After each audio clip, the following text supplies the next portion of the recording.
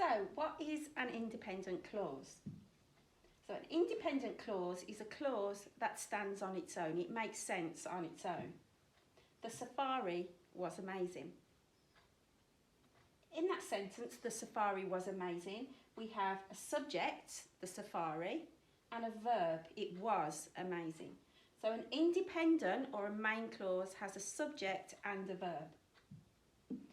So sort the following clauses depending on whether they are independent or dependent, which means they cannot stand on their own. They don't make sense on their own.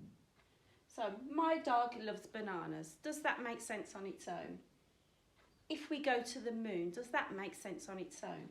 Sort them now. Draw yourself a little table. Put the ones that are independent clause in the first box, the ones that are dependent clauses in the second box. Pause now.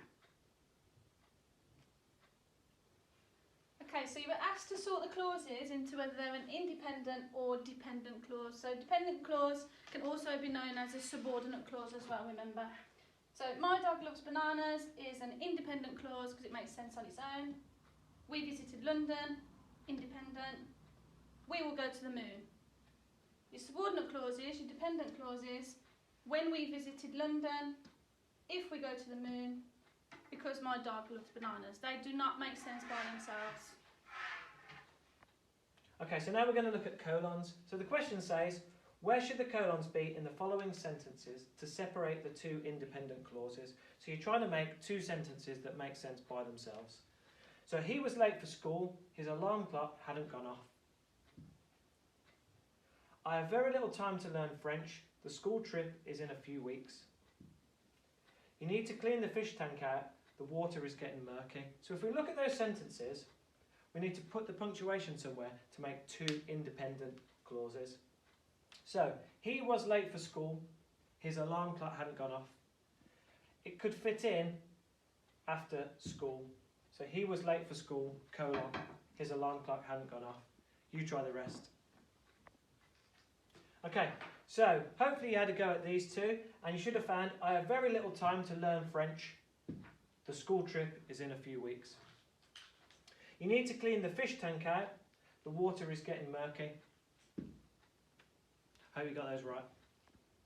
So as Mr. White said, a semicolon is used to separate two independent clauses. So we're going to have a look now at some sentences and you've got to decide where you think the semicolon would go to separate those clauses.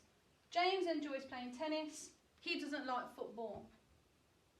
So the semicolon would go after tennis. So I want you to look at the next two sentences and I want you to put in the semicolon in the correct place. I enjoyed my swim this morning.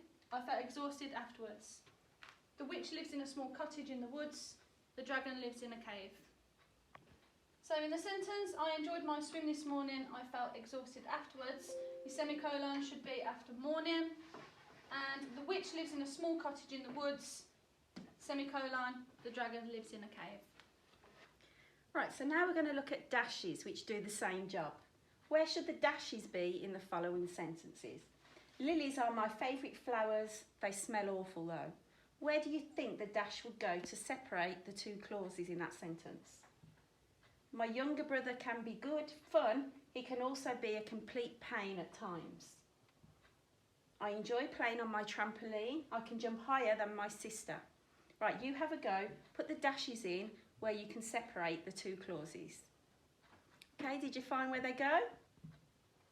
After flowers, after fun, and after trampoline.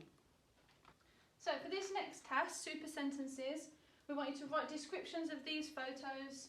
So you've got to write two independent clauses and either link them with a colon, semicolon, or a dash.